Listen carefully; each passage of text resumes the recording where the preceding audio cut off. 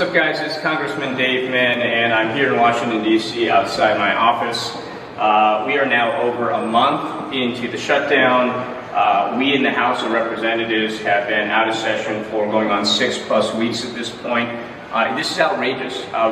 Members of Congress are still getting a paycheck. I have asked for my paycheck to not be paid during the shutdown because I don't think federal workers should have their pay withheld while I get paid. But meanwhile, Republicans are getting paid every single day. They're taking an extended vacation. They are not here in the halls of Congress.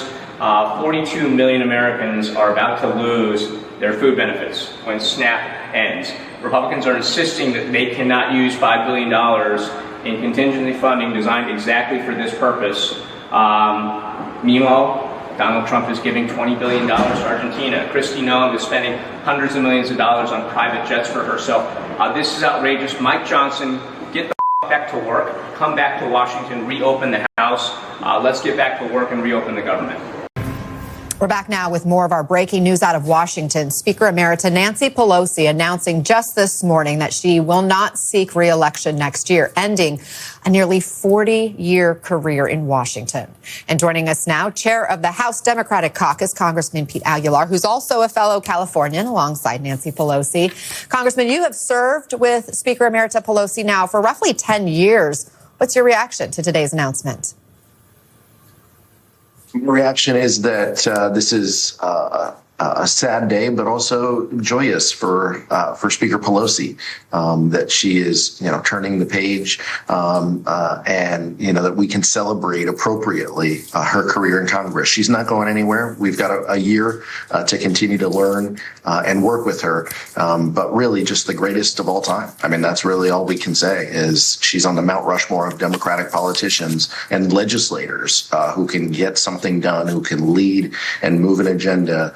As you mentioned before, I take particular pride in her focus on California and on children. The work that she has done and continues to do for SNAP benefits for kids, 16 million children on SNAP right now, all at stake in Donald Trump's shutdown. Those are the things that I'll remember. As we talk about her 4 decades in Washington, what is it going to mean for the Democratic caucus to not have her there anymore? What will that absence look like? How will it be felt? Well, it'll be felt every day, but just like when she transitioned out of leadership, she continues to have a presence, and she continues to make her voice heard. And we benefit from her leadership, just like we did in Proposition 50 in California this last Tuesday. So she is a force to be reckoned with, and we continue to benefit from her leadership and her advice, her mentorship in the Democratic caucus, and we will for the next 12 months. And I hope beyond that, always a resource, always focused, always committed to the Democratic caucus, having led the caucus for 20 years in leadership. Nancy Pelosi just truly is a force. Congressman, I want to turn to the government shutdown, and because the impacts are only getting worse. The FAA cutting flights, including in LAX. Millions are waiting for their SNAP benefits. But Democrats won big on Tuesday. What does this mean for shutdown negotiations? Do you expect to see a deal soon? Well, Democrats have continued to maintain before Tuesday and after Tuesday, we want to negotiate with Republicans. But that means Donald Trump has to actually dig in and negotiate and bring people together and to find a solution. So that's what we need. We saw yesterday that he, when he spoke to Senate Republicans, that he even acknowledged that the shutdown was harmful to Republicans. It's time to move past that. It's time for the President of the United States to convene leaders in both parties and to end this shutdown. That's what we need, and that's the solution. Did the elections change your thinking at all about how the Democratic Party is handling these shutdown negotiations or lack thereof, and the insistence that these Obamacare subsidies need to be dealt with before reopening the government? The election was clearly a repudiation of the Trump agenda. and that is the agenda of Senate Republicans and House Republicans. And Donald Trump himself has made clear he is both the president and the speaker. So he controls the agenda. He controls what we vote on. He controls where Republicans go on these issues. What Democrats are saying loud and clear is that we face an affordability crisis in this country. We face a healthcare crisis in this country. The healthcare crisis is of Republicans doing, and they need to come to the table to address that. It's time that Republicans do that. It's time that Republicans meet with Democrats to find a solution out of this shutdown. And we're going to need President Trump to lead and to dig in on that. The election was just clearly a focus on this Trump agenda. People are hurting. People are struggling with this affordability crisis. People don't like seeing what the administration is doing, and this was their way to exercise that. And I don't think that's going to change in the near future. Congressman Pete Aguilar, thank you for taking the time. Appreciate you joining us. I understand clearly and fully what the average American is feeling, because my own congressional staff in Miami and in D.C. have not received a paycheck at the end of last month. So I get it. That's why I have sponsored legislation to find federal funds to continue funding SNAP or the food stamps. I also joined the legislation so we can give and extend for one more year those subsidies to Obamacare. Because if you like your Obamacare, you keep your Obamacare. So I get it. I represent District Number 27 in South Florida, where I have a lot of people that need Obamacare and that need the food stamps. That's why I'm telling the Dems, do what you need to do in the Senate, vote to reopen the government, let's go back to work and negotiate everything the American people need. But I get it very well, and I'm with you. And I'm trying to do everything I can as the legislator to go back to work and work for you in my district. Send me your comments. Thank you, Mr. Chairman, Ranking Member, distinguished members of the committee. It is great to be back before the mighty Senate Armed Services Committee. I greatly enjoyed the 6 years I served with you on this committee, and I'm very glad to be back. Today, I have the great privilege of introducing my friend and former military legislative assistant and national security advisor, Tim Dill, as President Trump's nominee to serve as Assistant Secretary of War for Manpower and Reserve Affairs. Tim was born in Grand Prairie, Texas, and although he grew up in Ohio, being a Texan is a permanent condition, and we proudly claim him. Only a small percentage of young Americans volunteer to serve in the Army, and of those who do, only 2% earn the Green Beret, and Tim is part of that elite group. He served 10 years on active duty as an Army officer in the infantry and special forces, deploying in Afghanistan, Iraq, and multiple countries in Africa. During his service to our country, he earned the Combat Infantryman Badge, the Special Forces Tab, the Ranger Tab, the Pathfinder Badge, and the distinction of Jump Master. After his time defending our nation, he attended Duke University, where he earned both his JD and NBA and developed a terrible habit of rooting for Duke in basketball. Later, he joined my office as my military legislative assistant and national security advisor, where he served from December 2022 to January 2025. While on my staff, Tim worked tirelessly for a stronger military and a safer America. To ensure the lethality of our forces, he visited every active duty military installation in Texas and worked closely with service members and veterans to improve their care and treatment. Tim played a key role in numerous legislative initiatives, including the Americans Act, the Command Act, and the Medal Act, as well as leading authorization for additional funding for Joint Task Force North to counter transnational criminal organizations along our southern border. Beyond his distinguished service, remarkable sacrifice, and leadership in the Army, Tim is a man of great character. He is a warrior and a true patriot. He is a proud husband to Andrea and the father of two, who you have been hearing from this morning. From leading soldiers in combat to shaping legislation that strengthens our national defense and security, Tim understands the weight of responsibility that comes with leadership. I know he will work every day to ensure our military remains ready to fight and win, and I'll tell you, on top of that, he actually has a decent post-game in basketball, which is a requirement for working in my office. Mr. Chairman, members of the committee, I cannot think of anyone more qualified, more prepared, more principled to lead this critical office in the Department of War. Tim served Texas service members and their families with dedication, and he will do the same for the 3 million American service members and their families. I strongly encourage you to support his nomination. Thank you. The biggest thought I have is the impact that this is certainly having on the country. You know, SNAP benefits have been restricted to the extent that they're being sent out. They're not being sent out in full. We've got a large number of furloughed federal workers. Services at airports elsewhere are beginning. So there's a major problem for the country and something we need to get to the other side of and get the government back open. But the problem is we also have a major healthcare crisis in this country. We are now, November 5th. And we are past the November 1st date when people have to start selecting their health care, and nothing has been done about the subsidies going away that are going to drive up health care costs for millions of Americans and drive millions of Americans off of health care and drive up costs for tens of millions more.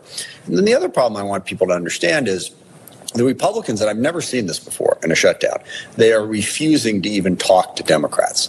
The United States House of Representatives has been out since September 19th. Speaker Mike Johnson has effectively dissolved the United States House of Representatives and refusing to even talk about it. Donald Trump's doing the same. And the reason this is important is because they need Democratic votes to advance their budget. And if you need Democratic votes, then you need to have a conversation with us about what we think is important for the American people. They're saying, no, you just have to vote for our budget, and we're not even going to talk to you about it. I mean, that is a very autocratic way to run the government. And at the end of the day, Democrats don't have to vote to drive millions of people off of their health care, or to have all of the cuts that we've seen in SNAP benefits or the cuts to Medicaid. So we need to get back in session in the U.S. House, and we need to start negotiating a solution to this problem. Thank you, Mr. Chairman, and I'm so proud to introduce Brenda Hicks from Southwestern College, the Mighty Builders. Welcome, Ms. Hicks. We're glad you're here. Thanks for making the trip all the way from Winfield, Kansas, which is where my mother-in-law grew up and her family, so lots of connections to Winfield, Kansas. Ms. Hicks serves as the Associate Vice President for Student Financial Planning and Director of Financial Aid at Southwestern, and she has served as the National Chair for the National Association of Student Financial Aid Administrators and remains involved with this organization. When you walk on a Southwestern campus, you meet students who are first-generation students, student athletes, and young parents working to build a better life. Regardless of the situation, Ms. Hicks has helped guide thousands of those students through one of the most stressful and important decisions they'll ever make. With her on-the-ground experience running a financial aid office, Ms. Hicks' perspective will bring light to what students are seeing and dealing with each year as they make one of the most important decisions of their lives. Our big, beautiful bill made transformational reforms to student loans, and now we have an opportunity to ensure financial aid looks and works best for its intended groups, the students. Ms. Hicks, thank you for your being here and bringing a much-needed Kansas perspective to D.C.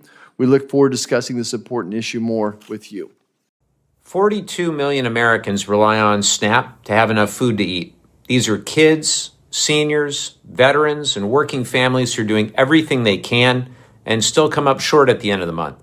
This is not abstract. This is real life. At first, the Trump administration said they would provide no benefits at all during the shutdown.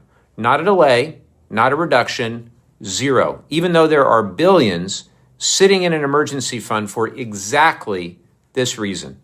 The courts had to step in and order them to follow the law.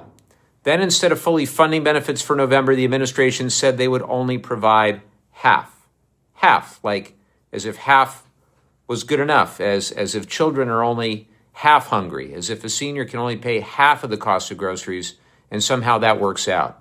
Then the former president got on social media and threw a tantrum, saying there'd be no benefits at all. Then the administration most recently tried to walk it back. Then they seem to change their story again. No one really knows what's going on. except to say that they are trying to use hunger as a political weapon. Let me be very clear. USDA and the Trump administration has the legal authority and the moral responsibility to fund full SNAP benefits. And refusing to do so is not about anything other than a political choice they are making that puts millions of families in danger.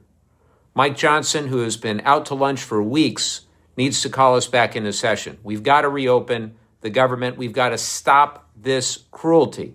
We have real work to do. We have to address rising healthcare costs. We need to keep families afloat. And we absolutely must make sure that people in this country are not going hungry because of partisan games. No child should go to bed hungry in America, not ever, not for one day, and certainly not because a president wants leverage. That is shameful, and we're going to fight it every step of the way. The big headline that everyone is writing about appropriately is that the future of the Democrats was set in New York City. A 34-year-old Marxist is now the leader of the Democratic Party, and it is a very dangerous road for them to go down.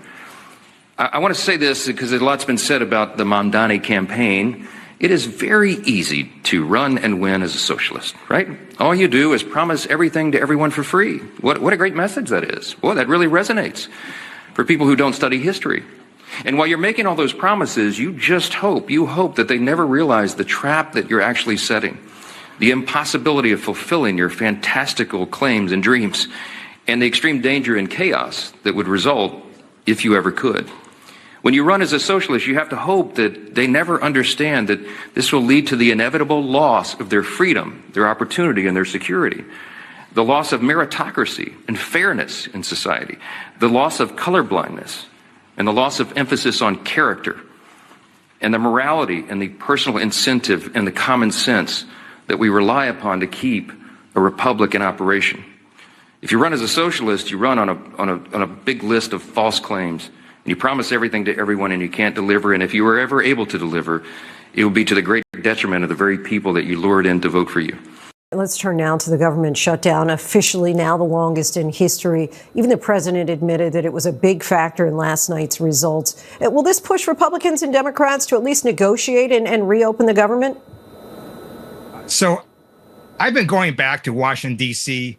For 5 weeks, and House Republicans are still on vacation in the 6th week of government shutdown. We can't even negotiate because House Republicans are nowhere to be found. So Speaker Johnson needs to call his members back from vacation, sit down and have a real conversation so we can stop the skyrocketing healthcare costs and reopen government. Until the government does reopen, what would you say to Californians who are threatened by the funding lapse for the SNAP program or rising healthcare costs? My heart goes out to everyone impacted by the government shutdown. I do want to thank California and other states for stepping up to try to help those in need. But we also have court cases saying that the Trump administration has to use contingency funds set aside for this very purpose, for emergencies, to pay people programs that help hungry kids, seniors, and disabled veterans. And I urge the Trump administration to not ignore the federal court orders and to pay the hunger programs administered by the SNAP program. He declared the drug cartels, especially the drug cartels coming up in Venezuela, as a terrorist organization. They are. I mean, you think about it. It's not terrorist organization where you think of Hamas, Hezbollah, ISIS, Al-Qaeda, the Houthis, because they're kind of in the Middle East. They're not really, going after us here in the homeland. These drug cartels are. You talk about the crew members that have been killed. What about the number of family members that got killed in our streets, right? In 2024, we lost more people to fentanyl and drug overdoses than we did in the entire Vietnam War. That's crazy. Yes. And for the first time, someone is being proactive. Someone, meaning President Trump and his cabinet, with Secretary Null, with Secretary Hegseth, has said, no, we're going to be proactive. We're not going to deal with you when you get to our shores. We're going to deal with you before you get to our shores. So we talk about the number of deaths of the people driving this deadly drug, this deadly product to our shores, but how many lives has it saved? And that's what the conversation needs to be. So I had zero issue with them. I mean, why would we care? They're terrorists. They're terrorizing our cities. They're terrorizing our streets. They're terrorizing our neighborhoods. They're terrorizing our families. And they don't give a rip about our families. It's all about profit for them. And for President Trump to go out there and say, we're going to stop it, good on you. Yes. Today is the 37th day of the Republican shutdown, the longest shutdown in U.S. history. That is 37 days that air traffic controllers and TSA agents have gone without a paycheck. It's 37 days that Trump has been inflicting, quote, maximum pain on the American people. That's what he said he wanted to do. 37 days of fear, uncertainty, and chaos for people across this country. And yesterday, Donald Trump said it out loud. The American people blame Republicans, and they showed their anger and frustration at the lawlessness and the cruelty on Tuesday night. Because Americans understand that Republicans control the House, the Senate, and the White House. And it is their job to govern and negotiate with Democrats to get to a deal that keeps government open. Americans know that they need us to stand up and save their health care. They know that it's a travesty that Speaker Mike Johnson has abdicated all responsibility by shutting down the House now for 45 days that we have not been in session here in the House. And instead, Trump has resorted to maximum cruelty, illegally refusing to keep SNAP benefits going for 42 million Americans that are hungry, threatening to withhold back pay for federal workers who are furloughed, and now announcing cuts to air travel at 40 major airports.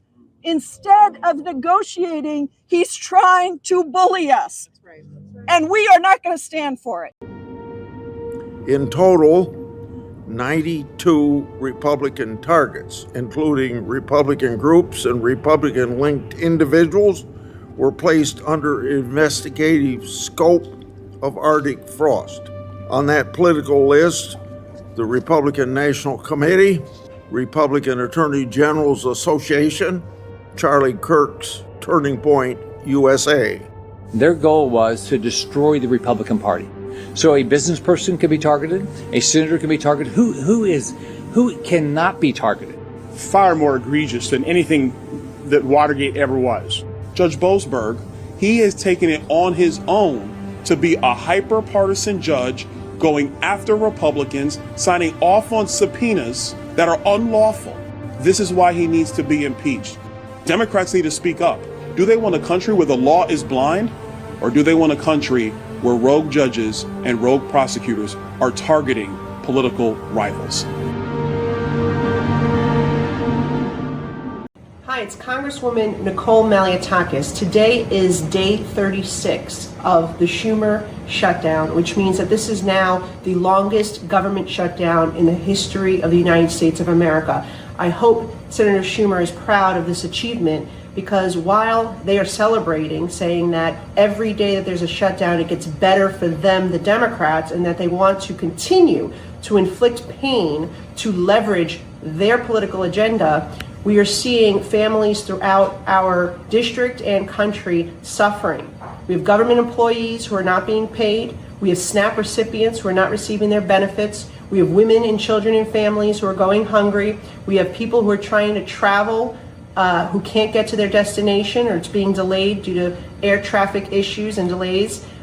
This is outrageous that the Democrats continue to play this political game that is hurting real Americans, instead of voting for the bill that they have previously supported 4 times. Remember, the funding levels that we passed from in the House in September were the same funding levels, same language in the legislation, nothing added, no gimmicks, no outside political priorities inserted in there.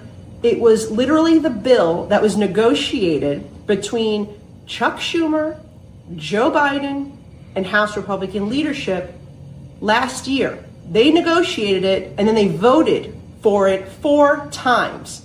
But this time around, they chose not to support it, and here we are in a government shutdown.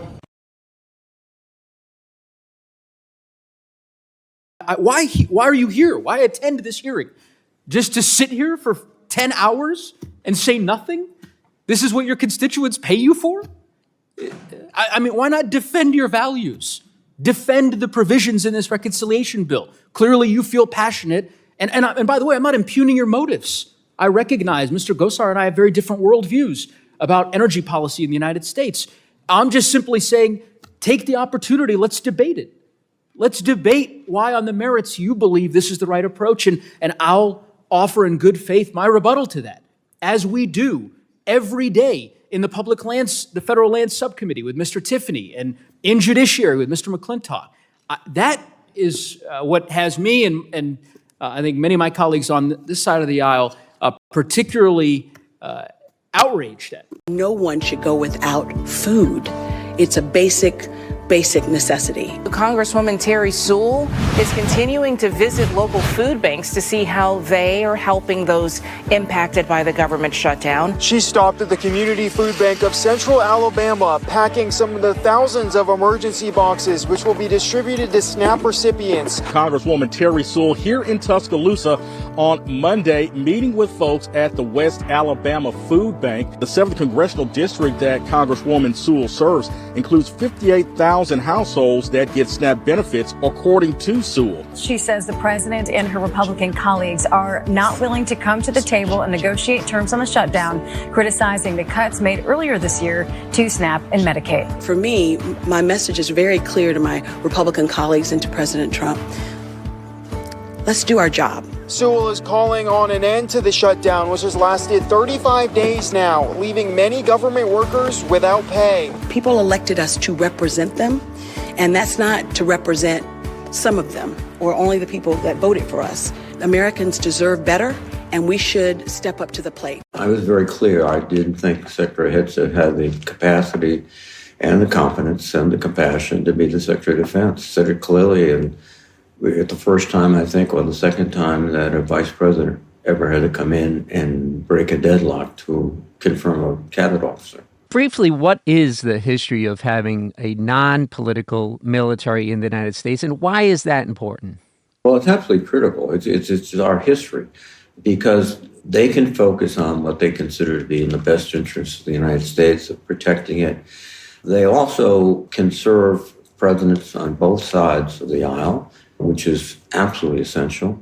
And they give continuity because they are respected voices, technically, not politically. So when you're getting their opinions, you're not getting something they, got from a poll. You're saying, well, I've had 30 years of experience, sir, and I've done this and this and this. And I think the best direction is to do this. What Trump has done is that he can't stand being contradicted or in any way disrupted in his message. And the best example of that is he fired the 3-star general who was the head of the Defense Intelligence Agency because he took the best advice from his military analysts and himself and gave it to the president and the public, saying that the strikes in Iran did not obliterate, it set them back, but set them back perhaps a year, and he was immediately fired. So what the president is saying is, I don't want your best military advice. I just want you to do what I say and say how great I'm doing. And that's just the worst kind of combination for the military you could ever have. Mr. President, today is day 37 of the Schumer shutdown. Senate Democrats have now broken the record for the longest shutdown in American history. Democrats have already acknowledged the government must reopen. They've said it. On Face the Nation this past Sunday, Senator Mark Warner of Virginia, referring to the shutdown, said, I hope it ends this week. Well, it's already Thursday, Mr. President.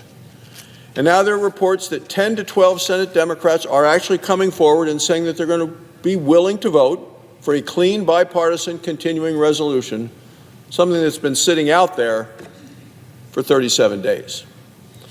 Looks like more Democrats are getting ready to finally do the right thing for the American people and reopen the government. My question to the Democrats is, why do you continue to prolong the pain? How much longer are you going to force families to stand in line at food banks? How much longer are you going to force workers to miss paychecks? The Schumer shutdown can end today. Republicans continue to work in good faith to reopen the government. We continue to talk to senators about ways to get the government open. The only question is when. Remember, it's the Democrats who are keeping the government closed.